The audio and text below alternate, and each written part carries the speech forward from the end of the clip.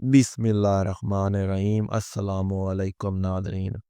दौर जहालत की बात है कि एक बूढ़े शख्स ने जब नबी करीम सल्लल्लाहु अलैहि वसल्लम को हज़रत फ़ातिमा ज़हरा सलामुल्लाह अलैहा के साथ मोहब्बत करते हुए देखा तो हैरत ज़दा हो गया। फिर उसकी आंखों से आंसू निकल आए। सोचने लगा कि किस तरह बेदर्दी से मैंने अपने प्यारे जिगर को सिर्फ दौर जहालत के रस्म व रिवाज की बिना पर जिंदा दरगोर कर दिया था। ये मामला देखकर नबी अकरम सल्लल्लाहु अलैहि वसल्लम ने फरमाया, आखिर क्या दास्तान है। उन्होंने बयान करना शुरू किया कि मेरी बीवी हामला थी। उन दिनों में एक सफ़र पर गया हुआ था। जब काफ़ी अरसे बाद पलटा तो अपने घर में एक बच्ची को खेलते हुए देखा और बीवी से पूछा कि ये बच्ची कौन है, तो बीवी ने कहा ये हमारी बेटी है। फिर उसने किसी नामालूम खौफ के तहत इल्तिजा आमेज़ लहजे में कहा, ज़रा देखो तो सही किस कदर प्यारी बच्ची है। उसके बावजूद से घर में कितनी रौनक है। ये अगर जिंदा रहेगी तो तुम्हारी यादगार बनकर तुम्हारे खानदान और कबीले का नाम जिंदा रखेगी। मैंने गर्दन झुका ली और बीवी को कोई जवाब नहीं दिया, लेकिन लड़की को बगौर देखता रहा। लड़की कुछ देर तक तो अजनबी निगाहों से मुझे देखती रही, फिर ना जाने क्या सोचकर भागती हुई आई और मेरे सीने से लिपट गई।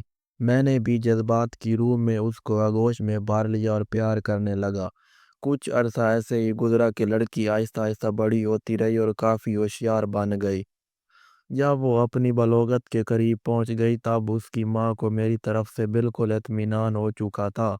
मेरा रवैया भी बेटी के साथ मोहब्बत आमेज था। एक दिन मैंने अपनी बीवी से कहा कि ज़रा इसको बिना एक कबीले की एक शादी में इसे ले जाऊंगा। माँ बेचारी खुश हो गई और जल्दी से बेटी को सजा सवार कर तैयार कर दिया।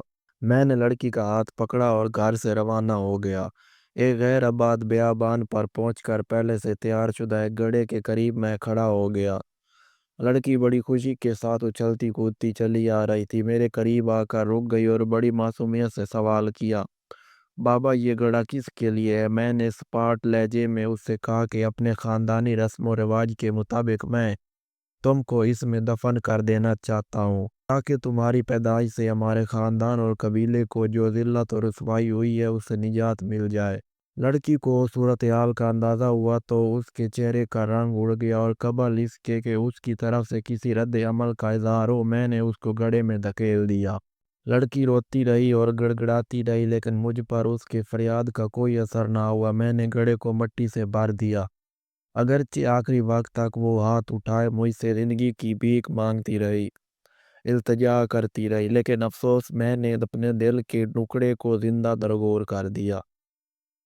लेकिन उसकी आखिरी इल्तिजा भी मेरे कानों में लोए टपकाती रही है कि बाबा तुमने मुझे तो दफन कर दिया, लेकिन मेरी माँ को ना बताना, कह देना कि मैं बेटी को अपने कबीले में छोड़ आया हूँ।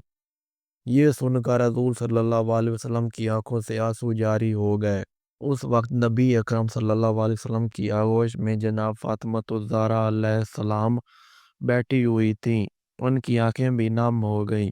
हज़ूर अकरम सल्लल्लाहु अलैहि वसल्लम ने अपनी बेटी को सीने से लगा लिया और आप सल्लल्लाहु अलैहि वसल्लम के होंठों पर ये जुमले जारी हो गए कि बेटी तो रहमत है, और फिर आसमान की तरफ देखते हुए फरमाया, मैं फ़ातिमा को देखकर अपने मशाम जान को बैत की खुशबू से मुअत्तर करता हूँ।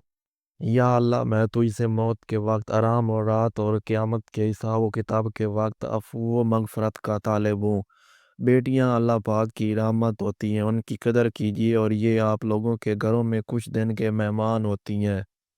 उन्होंने आपका घर छोड़ के चले जाना होता, लिहाजा उनसे मोहब्बत कीजिए, उनसे प्यार कीजिए, क्योंकि नबी करीम सल्लल्लाहु अलैहि वसल्लम अपनी बेटी फ़ातिमा ज़हरा सलामुल्लाह अलैहा से बहुत मोहब्बत किया करते थे।